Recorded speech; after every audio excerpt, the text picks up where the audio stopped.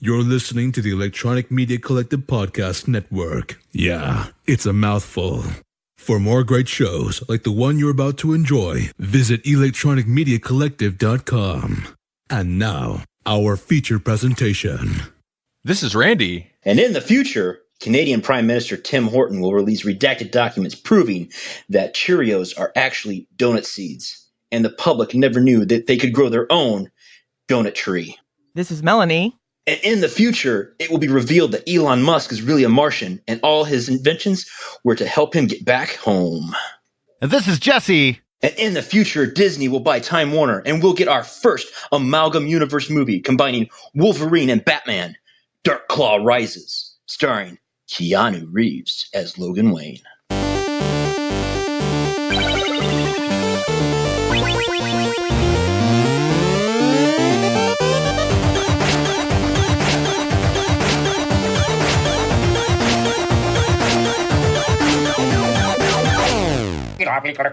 Welcome to the Grawlix podcast, episode number 94. Is it, though? It is, but our mystery this time doesn't come from the episode number. It comes from our guest. Our mystery guest. From in the future. From the end game. Ladies and gentlemen, you've heard him on the show many times, but he's never actually been on the show. It's almost like I'm setting up a riddle. But yeah. Wrapped in an enigma. He's a podcaster and an enchanted creature wrangler. I think he was dubbed at some point in time. Mm-hmm. Matt D. Hi, Matt. Hey, y'all, how y'all doing? Oh, I mean, Jerry. Yeah, this is Matty D. Oh, man, you fooled me for a second Best there. introduction I was ever. worried. Man, after years of getting harassed by audio messages and gnomes, we got him on the show. Yay. To harass us in person. I feel like, no, I act like he's harassing us. Well, when he comes on the show, generally, when he sends us audio clips, he doesn't hijack half of the episode like certain jerks do. Who would do that? Weird. Who would do that? Yeah, we'll send you an audio clip, 15 minutes long. It's half of your episode. Shortest episode ever. If you're clueless, listener, Matt is a longtime listener and sender of emails as well as audio clips. He's also a podcaster. He recently launched 2 podcasts, Comics with My Kids and 60s Reboot podcast. I was recently on an episode of 60s Reboot podcast, and as I mentioned, we at one point hijacked half of the first episode of 60s Reboot podcast. So, dude, it is awesome to finally have you on the show. Well, I'm glad I could be here. I really enjoy listening to you guys' podcast. And, between you and a couple other podcasts I listen to, it really inspired me to do a show. And, well, what can I say? I love you guys 3,000. 3,000. Thank you. When I went on to Matt's show it was episode 3 of 60s Reboot podcast, and I was like, man, it's so good to finally talk to you. And he says, he's like, I talk to you guys all the time. You just don't hear me. Right. And I'm like, oh, yeah, he probably does. Yeah. Lots of people, if they listen to us, are probably yelling at us on the other end. Yeah. Especially if we're talking about Ghost in the Shell. Yeah. Okay, so this episode, Matt's joining us to talk about the poll list pick. That's right. This is a poll list episode. And a guest. It's not very often that we'll have a guest on a poll list. I think, no, Patrick was on just a regular episode that we talked about a comic, right? We had Dave on our poll list. That's right. I knew there was somebody. Yeah. I think this is only the second time it's ever happened. Awesome. But yeah, Matt sounded interested in the book we're going to be talking about. Mm-hmm. And before we get to what that is, if you listener didn't look at the episode title, although the episode titles I think are going to become more and more obscure as I care less and less about like it's people being able to find it. Less of a Harry Potter title and more just straight shenanigans like season 1. Exactly. Which is not even, we've not even ever done seasons. So there we go. Season 1 is essentially years 1 through 4.5. Yes. This is a poll list episode. What's a poll list? If I don't call them out, nobody's going to jump on it, are they? No. Poll list is a list that's a poll, and you vote on it. It's the same every time. Wait. Is that a poll you climb or something you vote on? If you were a book, it would be a poll you climb, but since you're not, A what? A book? yeah. Yeah, because they You're climb both- up the you climb pole up. as people Oh. vote Yeah. for them. Oh, they climb. that was above my head. That's pretty good. Yeah. Okay. Anyway, Okay. it's a list and a poll, and if you're a book, you go up the poll, and if not, you just vote on it, and then when you have the most votes, we read you. I like that you're putting the listener in the place of the book. That's fun. Go to grawlixpodcast.com. It's our website, obviously, and you can find it on the front page. It's in various places, but you can vote on the poll. Whatever has the most votes at the end of the month, or by the time we go to record the next month's episodes, is the winner, and then we read that and review it on a future episode. If we love it, we'll tear it apart. Oh, yeah. Yeah. If we hate it, we'll Oh. be like as polite as possible. We'll be polite, but we will tear it apart. Yeah. A little bit. Either way, I'm assuming, Jesse, you might happen to have the website up in front of you I do. with the next winner, what we'll be talking about next month. The winner is coming. So the winner for next month is Deadly Class with 38% of the vote, with House of M and Marvel Civil War right behind it, and Exo Manowar joining the list, which is I don't think we've done a Valiant comic. That's our first Valiant. I don't think we've ever done a Valiant comic No. on the show. yay! I don't know that I've ever read a Valiant comic, to be honest. I mentioned Faith on the show a few times when we're doing recent reads, but yeah, we've never collectively read a Valiant. Exo Manowar is really good, and it's written by Shooting from the Hip Jim Shooter. Oh, interesting. Matt, I'm very curious. I imagine you might have added a book or two in your time to the poll list. I could be wrong. No, you're right. You're right. What have you added that we've covered in the past? Because I want to know. I want to know who's doing this to us. I want to know who's responsible. No, I want to know. Well, I'm curious as to because so last month we did Wonder Woman Paradise Lost. Sorry. And that was that you? Sorry. Dude, don't be sorry. So I suspected it was you by your reply. I think it was on Twitter, and you're like, I can respect that. Fair and Fair and honest balance, review. Yeah, fair and honest review is enjoyable episode. I'm like, oh, I bet that was mad. I feel a little bad. Don't feel No, bad. not But at all. But that's my thing. And we even talked about it on the show. It's like, okay, I did rip into it pretty good. F this book. It's fine. But it's the thing of it's not unlike when we have review copies sent to us. If we really don't like it, it's like, dude, someone's invested in this book, so I don't want to just come out swinging. Owlgirls was it? That was tough. Hard. Yeah. Because, but then we had the author or co-author Right. on the show. Well, yeah, that's what I'm saying.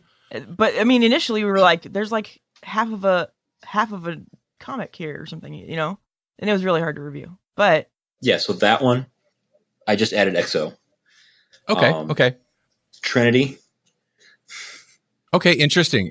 Yeah. And I think it was the Superman All-Star. I mainly added those because I think at one point someone had said, we have too much Marvel on our poll list. We yeah, need nice. more than just Marvel.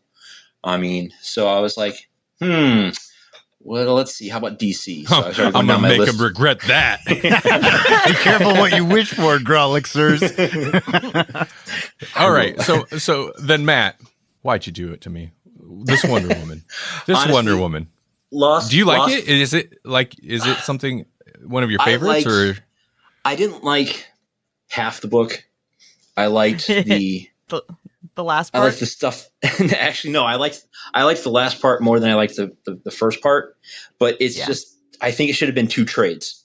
Right. yeah, absolutely. I agree. I'm pretty sure I said that. But the interesting thing about that particular trade is that it's where Phil Jimenez actually started as the Wonder Woman writer, and then from there and it's a little unfair because it's just the start of his run as a Wonder Woman writer and artist that you don't actually see him flesh the rest of the storylines out as to what happens between Wonder Woman and Hippolyta. Hippolyta, yes. So there's more going on in the story later on, but this was more like an introduction kind of thing. And my thought was, hey, you know what? I'll hit him with Trinity. I'll hit him with a Wonder Woman book, and then I'll hit him with a Superman book. And of course, the voting didn't quite work out that way. I'm like, well, should have just not done it. It was fine. Well, I mean, that's the thing with the votes, though, right? There's books that, I mean, we've gotten through almost all the books now, but you know, occasionally, especially like the small indie books, a lot of times, especially if it's like a really small creator or a Kickstarted book, it's like that was added when they needed the promotion, and 3 years later we're actually going to get around to it, like Owl Girls, which never went beyond issue 2, I think. Right. And it's like, ouch, sorry, but that's the poll list. Like, that's the premise of the thing. Yeah. So, yeah. Okay, and then my thing was, so when the Wonder Woman book, the long one, that one was like the guy when he went and stomped on that other guy, and he's like, no more magic! And then that was the issue, because he was just trying to get rid of all the crap that the other person had written and start his own stuff. Oh, okay. Is that what it was? I see what you're saying. Basically, like, it's the start of a guy's run, so is he kind of destroying things to start over or something? Yeah. Yeah, it kind of is, because Paradise Lost, it's more or less along the lines of, you know, as you read, Themyscira is more or less destroyed and then rebuilt. They get rid of the whole matriarchy. And then the next book, which is Paradise Found, is more along the lines of Wonder Woman trying to find her place in man's world and, you know, not being able to go back to Themyscira, not because she's been locked out of it, but because everybody there doesn't want her around. That makes more sense. It makes I get a better feel for the book. It makes more sense to me now than it did before. And that's what it is. It's like ending, gotta tie up his stuff so I can start, you know, my thing. And that's also always the risk of reading a trade, a collected, you know, where, I mean, at least these kind of stories felt contained to themselves. So, you know, you're not like getting shorted, you know, or missing, but you do miss out on the wider context of the series that they're pulling these stories from. Right. That goes to my thing. It's like, if you're reading that Wonder Woman series, I'm sure this is gravy. I'm not. Yeah, that's one of the hard parts about going back and rereading some of these older stories. I mean, because I believe the publication of this was like around 2001. So like that whole front part with Batman, that actually had to do a lot with what happened after No Man's Land and Contagion, which if you haven't read that, you kind of clueless as to what's going on, because there was like a larger Bat family. Basically, it was the 90s or the 2000s version of resetting the button on Batman. And I don't have a lot to talk about that because I read maybe a few issues of that. And then that was kind of like when I was in college, and I just didn't read as much Batman back then as I do now, which is kind of sad because right now I just dropped Batman because Tom King left. And who came on? I don't know. Man, I'm so out of touch. They basically, the news just dropped that Tom King jumped ship for something else. Like he's still going to be involved, but he's going to write Batman Catwoman book instead of the core Batman title. Oh, okay. Yeah. See, and that's the problem with DC is they just have like 14,000 freaking Batman books. They need to just stop that. It doesn't seem never mind. I'm so out of touch. Maybe it is as bad. It doesn't seem as bad as it was a few years ago. Well, yeah, I don't know how many you had. I was buying all of them. I know. No wonder I don't buy. I'm kind of an old man now, and like I used to be a diehard Marvel guy, and now I don't read a single Marvel book, like not a single one. And I usually reserved like at least like a multiple man book or something. I was usually reading something, and now I'm not. I don't know what. Well, happened. and it's not. He infected you. It's not. That's the events, I think. You know, like I tried. That's exactly it. They're constant trying to get one, new readers with reboots and stuff, and two, trying to get you to pull in more books. Kind of ends up burning a person out. I think it was Legacy. I think it was Marvel's version of Rebirth. And it was just like, okay, we've spent all this time and energy on these new versions of old characters, and we'd kind of let them take the reins, and we've finally established them. But now we're going to hand the reins back to the original Captain America. We're going to hand the reins back to the original Thor. It's like, what was the last 10 years then? Why have I been reading? I don't know. Like, on one hand, I'm like, I like those old characters. I know them well, and I'm happy to bring them back. But I read like the first couple of the Captain America run for Legacy, where Cap's back, and it's who's writing that? Mark Waid, I think. And they were good, but I don't know. I just there's nothing new, and I don't know. They gave them their picture moment lineup, and now they're like, okay, so we're done with that, and now give them back to the old guys, right? Yeah. Well, that kind of ties into the joke I was about to make. I was going to say, don't lie, Jesse. It's because of the SJW agenda, isn't it? Oh man, it's so thick. Oh man, YouTube comics channels. Mm-hmm. Oh, I mean, I feel like our channel isn't really even a comics channel, but a lot of those will pop up in our when I'm on the Grawlix YouTube. Yeah. Are suggested, and just the titles of these videos. And I'm like, you give it up, guys. Just get over it. If you're not happy with it, stop reading it. When they have like 6 videos that double and triple and quadruple down on the same like anger theory, like did Captain Marvel ruin Endgame? Here's 17 videos why. Yeah. Man, we're a little all over the place. We'll get to our review segment in a moment. It's all pizza. I seen an interesting thing. Oh, there's a couple Endgame related things. First off, I watched a video where they talked to like some of the the Endgame, the actors and the writers and director guys, and basically kind of explained why Captain Marvel's role was so minimal. But they're like, not only had they not made Captain Marvel yet, they hadn't even written it. So they didn't really know what her character was going to be. And her character is going to be what it is, a stuck up little, I don't know. I don't like her. Melanie's tired of the SJW agenda too. I am. Oh God. Melanie's going to become one of them. She's one of them. We're going to see a new comics YouTube channel. No, she's going to be Melanie. She's going to be Wolverine. She's going to kill them all. Yeah. If I could, man. Or, you know what? I would rather be Mystique. Is that her name? Yeah, Mystique. Yeah. And I just be him when I needed to be him, and then I'd just be awesome the rest of the time. There you go. So, and then the other thing is somebody had left a comment. I think it was on the Facebook page. We had griped about something in Endgame. No. Oh, no, this is good. I mean, it comes back to like, well, they did it in the comics, so they did it in the movie, and it's okay. But yeah, I'm sorry, listener, for not mentioning your name outright. But we were complaining that it's okay. Captain America got Thor's hammer, but like he was suddenly just using Thor's powers, and like the lightning power is not with the hammer; it's with Thor. And somebody pointed out in the comment section, and they're even like, well, not to have like a well, actually moment, which I appreciated, but they're like, in one of the earlier Thor movies, Odin or somebody said, whoever wields the hammer also wields the powers of Thor or whatever, the lightning powers and whatnots. I was like, oh. Whoever so be worthy shall have the powers upon Thor. It's on my bottle opener.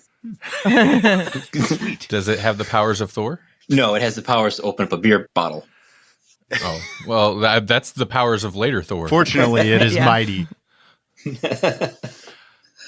Anyway, thanks for the comment, person. I appreciated it. I was like, okay. I mean, it says it was established, so. Yeah. Well, and we're not the only ones that have made that criticism either. Like, I was listening to another podcast where that's one of the few criticisms they had. Like, they were okay with all these other things, but like the time travel thing that I still am not over. But they were like fine with that. They couldn't handle the Thor thing. Were they okay with the chick lineup? No. I mean, Okay, well, actually, again, it was almost the same as what happened with us, where it was like, it was pretty bad, but I guess it's passable. But then like the female host on the show was like, no, it was cheesy and it was dumb. And I was like, okay, Yes. well, good. Another comment. I don't know if I mentioned this on the show. Okay, so I didn't want to promote that episode based on like, listen to our female complain about the female lineup.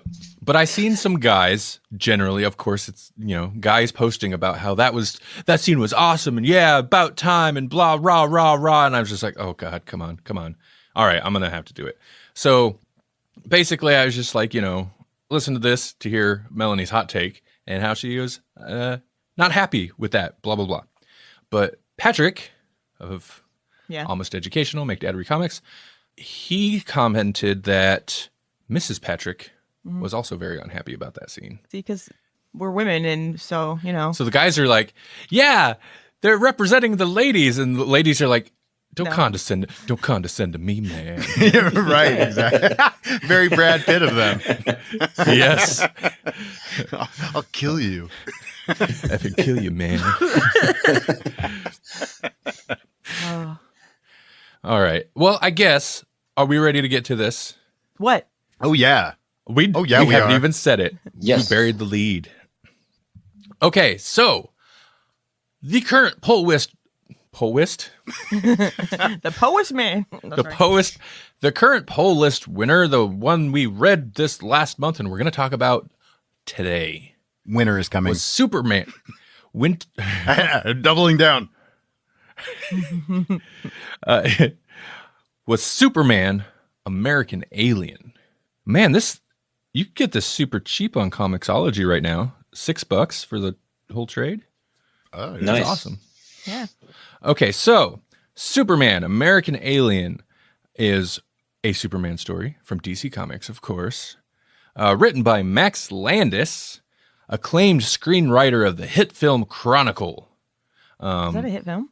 Chronicle. Well, yeah, it did okay. Okay. Chronicle, that's the one I couldn't remember. I remembered the crappy, well, I thought it was okay, but the kind of crappy movie with the what's her name? Kristen Stewart and Lex Luthor, basically. Yeah.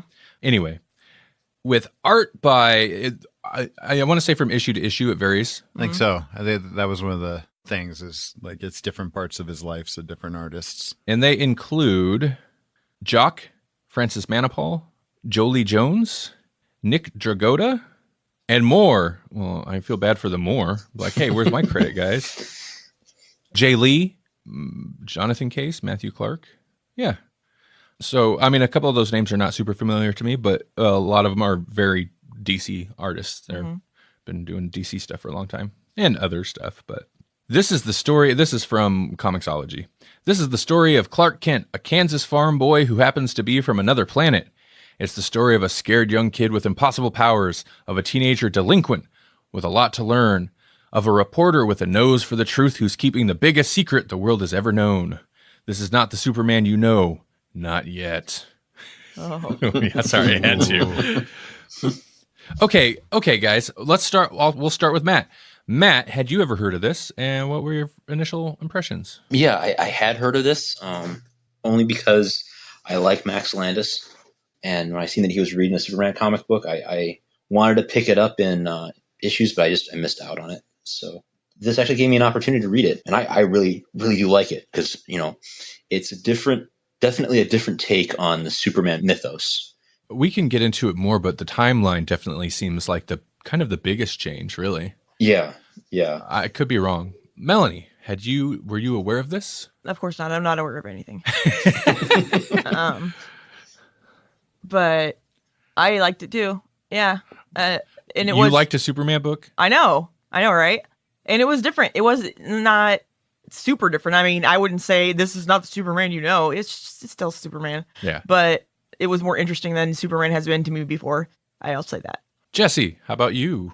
I had not heard of this book, but yeah, I liked it as well. It's it reminded me of when we read Superman Secret Identity because like his power, very much, yeah. Like he's establishing his powers, and it's steeped in more of like the world that we're kind of used to.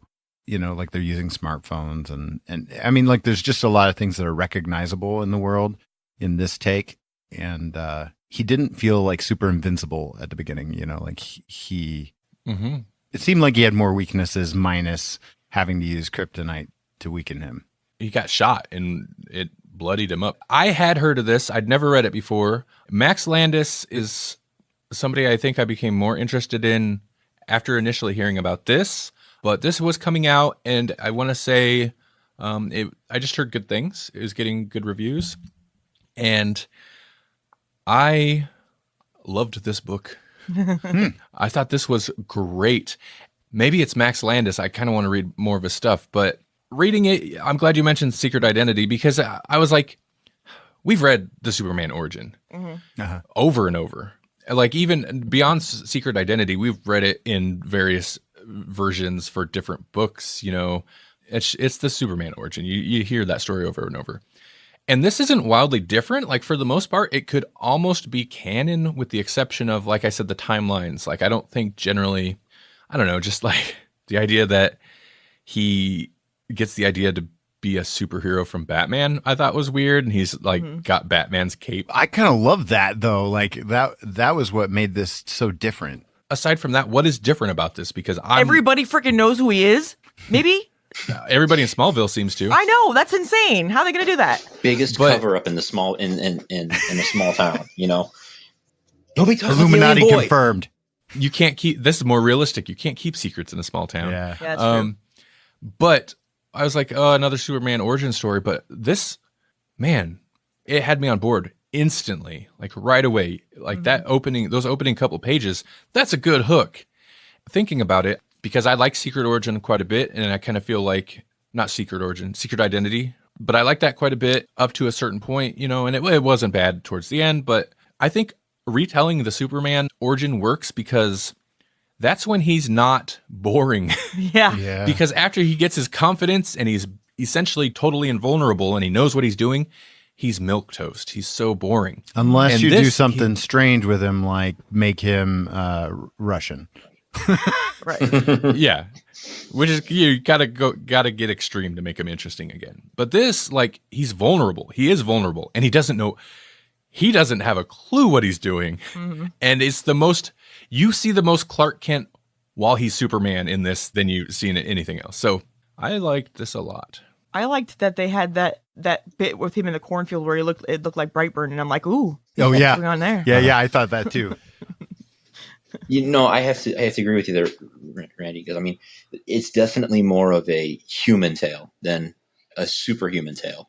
That's what I liked about it so much, is it was more about Clark Kent from Smallville and less about Superman from Krypton. He just seems so much more relatable in something like this than he generally, because you can't relate to Superman most of the time. They gave him a best friend. There you go. That made it. He has a friend that knows who he is, and like they fight. Oh, Pete Ross. He's got Pete Ross. He's a real person. Yeah, I gotta say, I like that he brought Pete Ross into this. Because if I remember right, Pete Ross was a Bronze Age character back in the day. Pete Ross was Lex Luthor's vice president or something. So then when Lex gets taken down, Pete becomes president. Could I say one more thing? Please keep. He was never a freaking delinquent. That was stupid. Superman? Yes. He didn't do anything delinquent at all. He went and stopped those people, but that wasn't him being a delinquent either. It's just dumb. It's a dumb statement, and they shouldn't have put it in there. Who said it? The Comixology summary. Oh, really? I didn't. They called him a teenage delinquent. He was a small town teenage boy. I wouldn't call him a delinquent because they went and parked somewhere and were drinking some beers. I'm guessing that would, I guess, make somebody a delinquent. No, that would make them like every other person on the planet. Yeah. Whatever. They got to get their hook. I don't know, man. There's so much in here I liked. I enjoyed the humor. I enjoyed the whole bit with Bruce Wayne. Mm-hmm. I mean, it's I want to party with Ollie. Yeah. Yeah.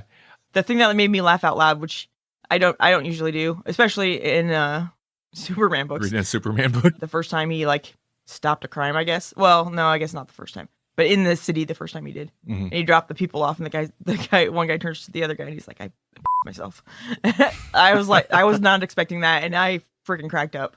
And then the people were staring at me, and I felt stupid. There was one line that kind of, I mean, it's so dumb, but later is after Superman's like a big thing in the city, there's just a random person on the street. Somebody's like, "It's a bird. It's a plane. Oh no, it's just a plane. Yeah. In the background, I'm like, yeah.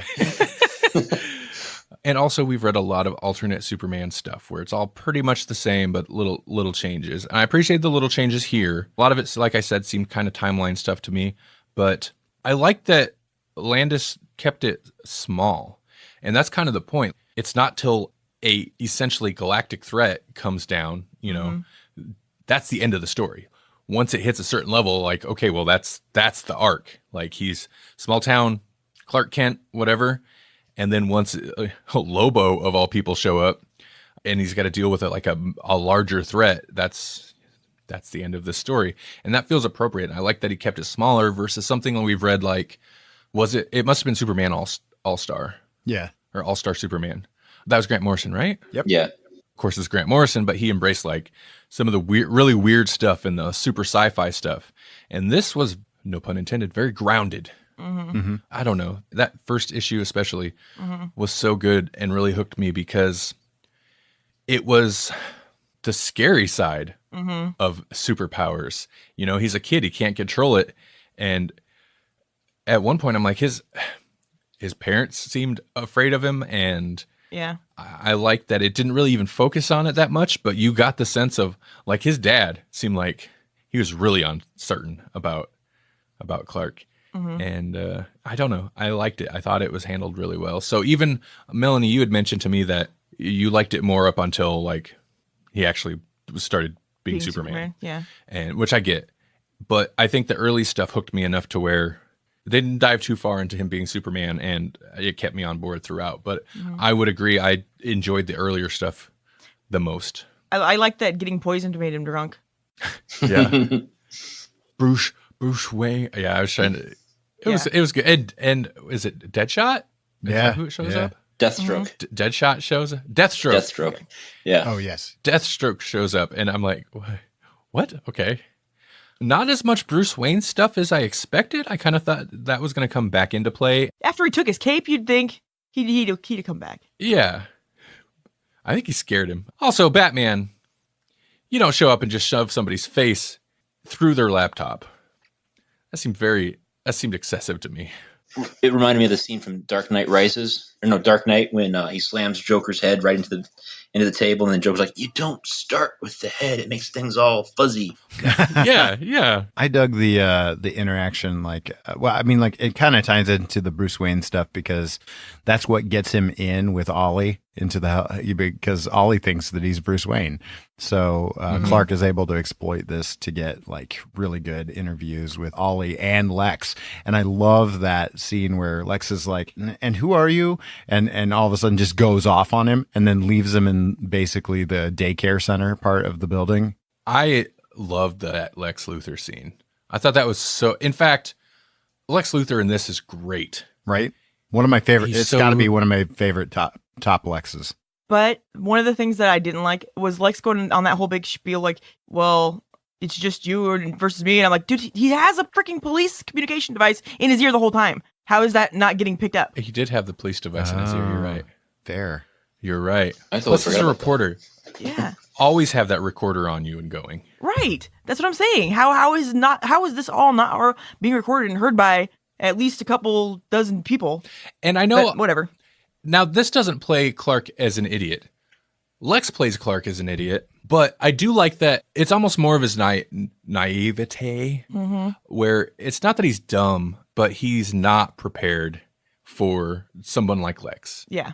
And he's not prepared for Lex's just general nastiness. And it makes him feel, makes Superman feel, he makes him feel dumb.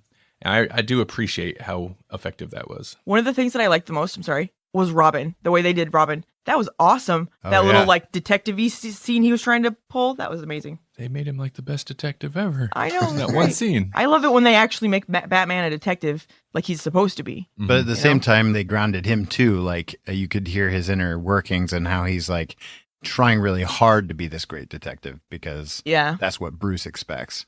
Oh yeah, which is Part of the reason that they're all crazy and want to kill him at some point. yeah, Bruce. He just needs to not. He needs to not do that. Speaking of, I do also enjoyed that he's like, if you can guess what's in my pocket, whatever.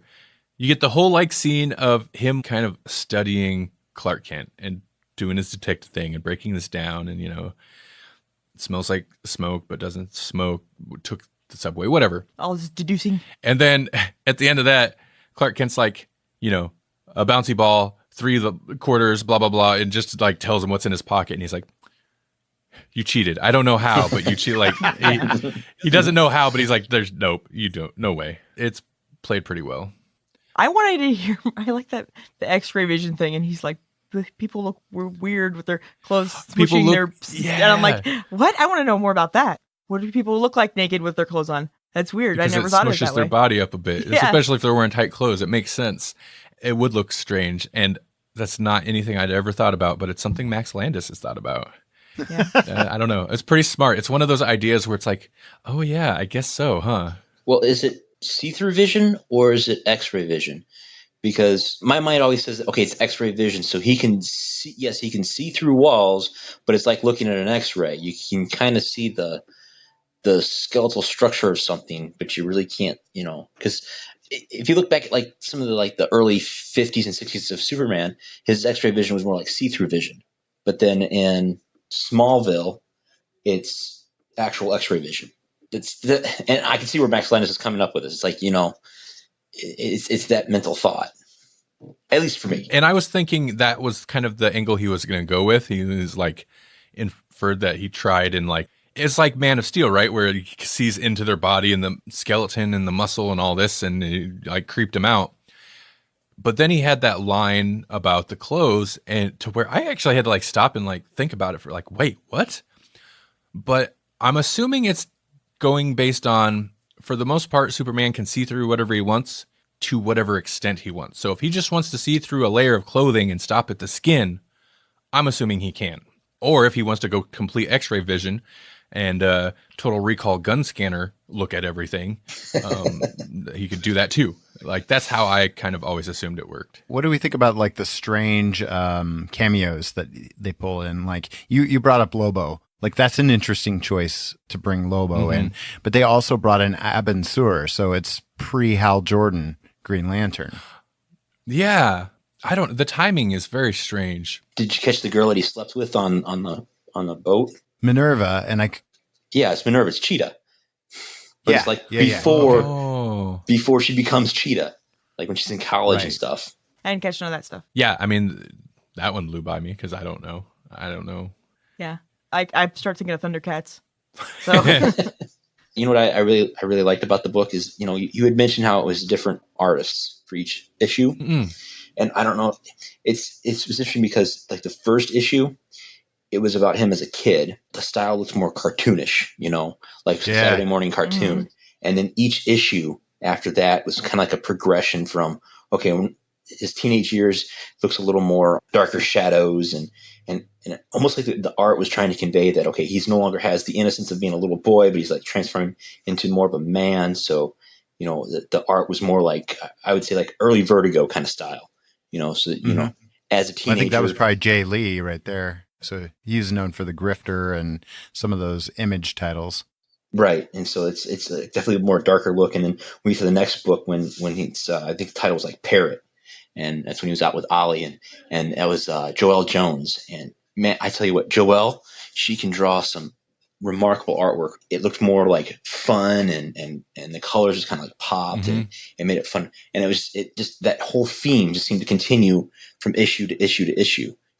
More like changing the style from a, hey, I'm a kid to now I'm a full-grown adult. So by the time we get to the main man showing up in the last issue, it's gritty, it's dark, and for some reason Superman looks like he's wearing like armor. It's something more towards him being more like an adult. And I just thought that was a really cool way to tell the story of this character, Clark Kent, going from a child to a man. Yeah, I really liked having the different artist on each issue for this. I'm guessing maybe it was the first one. One of them looked very Archie-like in a way, which kind of fit, the story. Some of them, maybe was it Jay Lee? I don't know. I wasn't as big of some of it. There was one issue, and I'm not sure which one, but once he hits the city, it's kind of muddy. It's just a certain art style that I didn't really care for, but it's also like next issue it'll be different.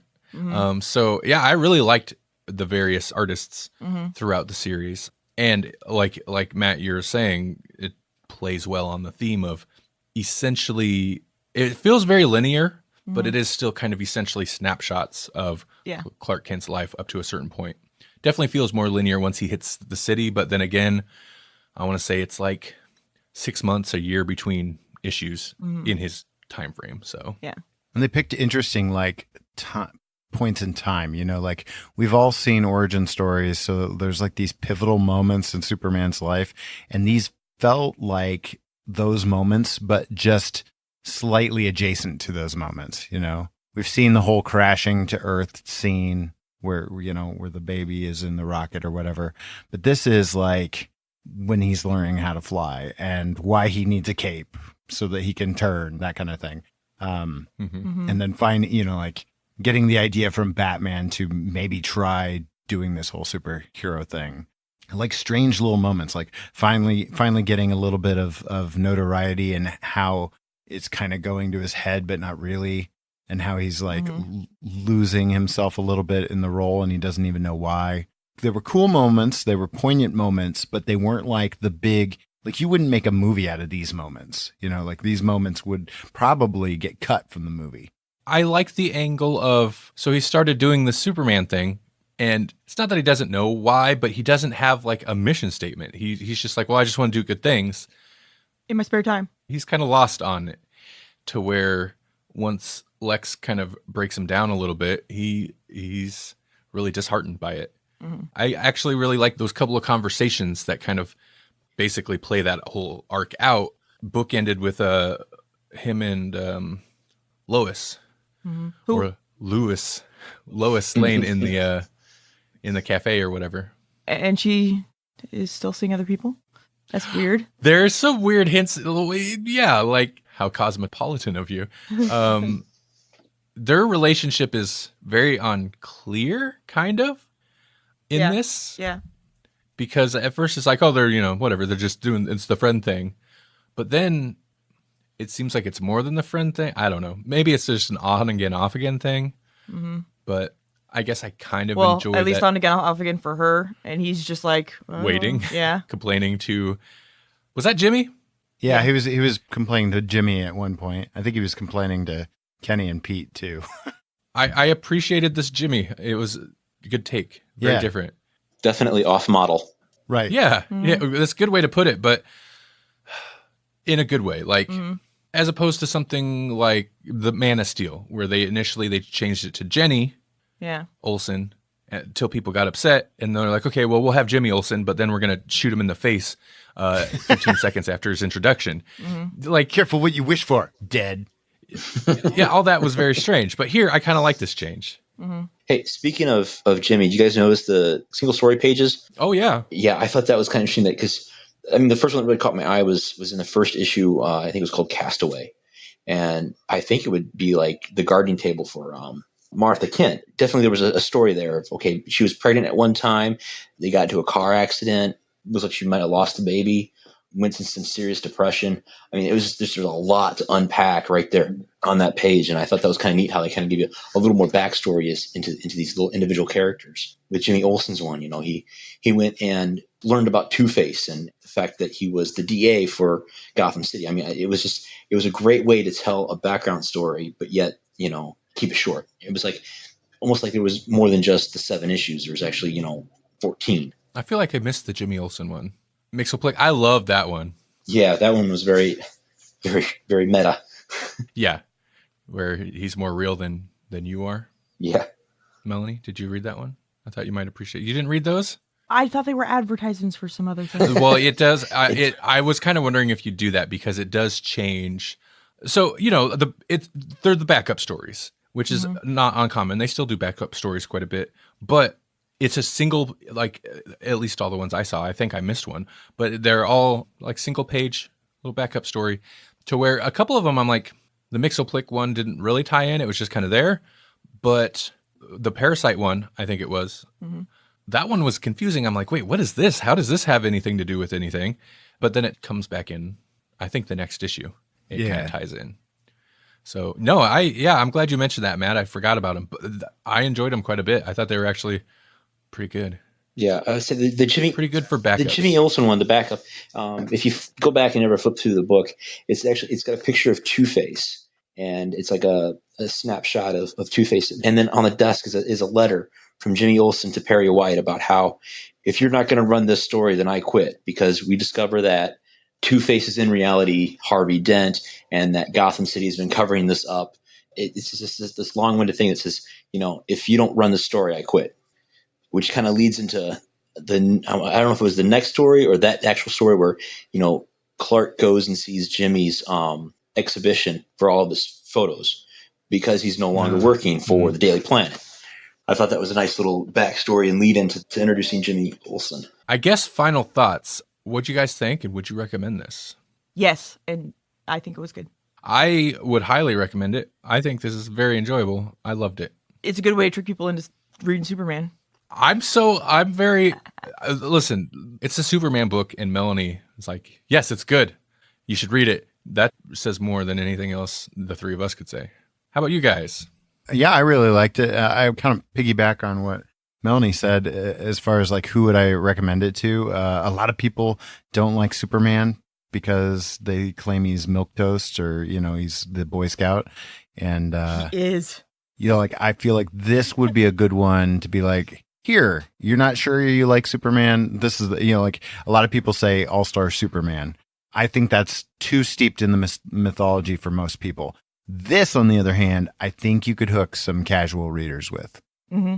It opens so strong. I think that really will sell it for a lot of people, like right away. How about you, Matt? I love this book. I would recommend it to anyone that wanted to introduce the Superman to a new reader, and probably somebody like, say, 10 and up. Only because, plug for my show, comics with my kids. I got a 5-year-old and an 8-year-old, and Logan was looking over my shoulder as I was reading this, and he totally liked the first issue because it was so cartoony, comic-y. But as soon as I got to the next issue called Hawk, not so much because of the implied violence in it. He didn't really care for that. But I would say, yeah, definitely somebody who is a little older, maybe like, 10 and above. I would totally give this to them and have them read it, cover to cover. It does get a little intense. There's some strong language. Kids shouldn't read comics anyway. Don't let them touch them. It'll ruin them. Keep them away from. It'll ruin the comics or the kids? The comics. I thought that's what you meant. I just wanted to clarify. Yeah, keep their sticky fingers off those beautiful comic pages. The violence. Once the violence kicks in, I can think of really 2 issues specifically. The last one and the one where he burns the guy's arms off. Basically, these guys start come through town just blowing people away, just general druggy bad guys. Clark burns the guy's arms off with his laser eyes. He burns off Lobo's fingers too, doesn't he? Lobo's fingers, yep. Through his eyelids, by the way. Okay, yeah, I'm done with that. But I mean, Lobo regenerates though, so that's a thing. But still, that whole thing is very violent and bloody, and that I almost didn't like that because he said something that abusers say, and he's like, look what you made me do, or you made me do that, or he said that thing. Superman and I hate said that thing? Yes, he did. No, Yeah. It seemed like he could have went dark for a moment just after that conversation he had with his mom. I think his mom is harassing him, and he's like not really taking it at first. Mm-hmm. He's like, what? They deserved it, basically. Could have gone, I'm not a human, so I don't have to have human feelings. Yeah. And that would have been way better, but that's okay. We got milquetoast, whatever. How are they going to cover up like this dude has no arms too? Like that's big news in a small town, man. If that would have happened in Hooper, no way. We would have been talking about that for months. Mm-hmm. Yeah, like the cops even like this. You're making it real hard for me to cover for you. I liked how interesting it was that, the sheriff just happens to stop by Clark and mention, hey, come with me. I want to know if you can see anything. The cop already knows right off the bat what Clark can do. And I thought that was really cool how he kind of brought that in. Clark Kent, teenage PI. I really like that. And at first because it's not clear at first who knows. Mm-hmm. It becomes clear that it seems like a lot of people know. That's Superman American Alien. Yes, it is. Which is an interesting title, I guess. American Alien. Well, you don't want him to be like, a non-American alien.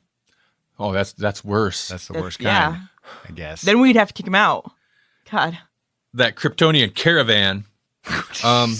I'm going to build a Kryptonian wall that's going to be 35 feet high, made out of pure kryptonite to keep out the un-American aliens. The Green Lantern thing was weird too, wasn't it? Yeah. It was such a tiny bit, and then just screwed with his head and then left. There was like, but to give him that little piece of info. So that was another thing thing that made me laugh. Did they blow him back? Was there like some kind of Green Lantern wall around the Earth, or was that just him breaking the atmosphere? I think that was him just breaking through the atmosphere. Okay. Melanie's right. That was the wall. No, yeah, I think it was the atmosphere. And they were on it. They're Johnny on the spot. Mm-hmm. I did like that whole bit. You kind of get drunk Clark Kent again in this little cube out in space. I always imagined that if he was passed out somewhere and you had to like move him, he'd be really heavy and you couldn't do it. I don't know why, but that's what my brain tells me. Gotcha. And then also, I would never date him because if you broke up, it'd be so scary. You'd be like, he's gonna come and like tear down my house or something. Like you couldn't. You just have to stay with him forever because what if he got mad and wanted to punch through a wall? Oh my God, you're like the house would fall down. You'd have no privacy. No. He could always see you. I've never watched Superman Returns, Oh. but I hear he creeps on Lois or something a lot. Yeah. In that movie, and it comes across kind of creepy. It's a little weird. Brendan Ralph, because he's been gone, so he comes back and he's like, so of course he's gonna go check in on Lois, but Lois has got this whole life because he's been gone. Did you ever watch what is that Lois and Clark Superman TV show? Mm-hmm. He was forever like just floating outside her windows, little peeking in and stuff, and I'm like, that's not very appropriate, Superman. I don't. Yeah. That's on the DC Universe app. Yeah. It's so weird that they have that show on there. Okay, Matt. Yeah. Thank you for joining us. It's awesome. It's been awesome having you on. We'll do it again. Yep. And you're just as awkward as us. It all works perfectly. It does. It does work perfectly. Well, I'm really glad you guys had me come on. I enjoyed talking to you and actually having you guys be able to talk back to me. And I will pull you over to the GCU side at some point too. Awesome. I look forward to it. We've mentioned your podcasts. Where can people find your podcasts and maybe any other things you might like write? Well, if you like comic books and you have kids and you want to introduce your comics to your kids, check out Comics with My Kids at comicswithmykids.blogspot.com. And hey, do you like the 1960s? Do you like TV shows? And you ever notice how today's shows are just rehashes of old stuff? Well, come check out 60s Reboot at 60sreboot.blogspot.com and listen to me and a guest, or just myself, or maybe a mythical creature, recast 1960s TV shows. And then you could also follow me at 60s Reboot 2 on Twitter. And you can listen to everything that I have on the great EMC network. Yeah. electronicmediacollective.com. Go there. Listen to all the stuff. Well, listen to our stuff first. Listen to Matt's shows and the Grawlix shows. And then listen to Roman Podcast, Gallifrey Stands, all that stuff. And that's lots great. of I like how he turns this into like he's like spins it into a promo that I can jump in on. That's great. It's synergy, man. Well, Matt's on the show, so we probably don't have any letters, huh? Do I have a letter from Matt? I don't think I do. That would be letterception right there. It would be. You'd have to react to your own letter. I should have written you a letter apologizing for the Wonder Woman, so you could actually read that now. That'd be an interactive letter, which would be amazing. No need to apologize. I can't believe I didn't get through it. That's the first time. You were having a very frustrating time at that time anyway. I should have waited. Oh yeah, that's true. Like I said, the only other book that I was that close to not finishing was that Star Wars that we read forever ago that I was actively mad about. I feel bad for whoever requested that book now that I think about it. I don't think I held back on that one at all. That was not me. Hey, this is Jerry. You ever want to make your own podcast? Don't know where to start. Don't know how to get anywhere on it. Totally lost in the dark.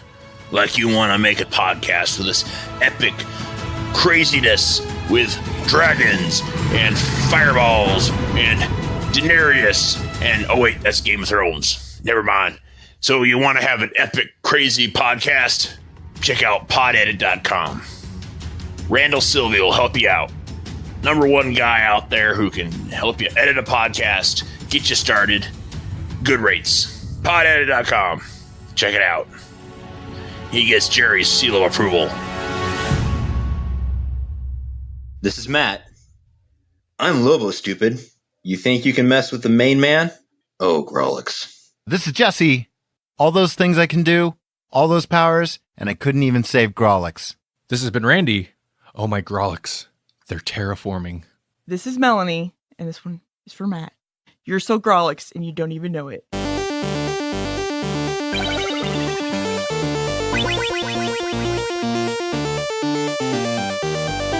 Thank you for listening to the Grawlix Podcast. The Grawlix Podcast is a production of the Electronic Media Collective and Vorpal Arrow Studios. For more Grawlix Podcast, visit grawlixpodcast.com. Like us on Facebook at facebook.com/grawlixpodcast, or follow us on Twitter at Grawlix Podcast. We're also everywhere. All the time. All at once.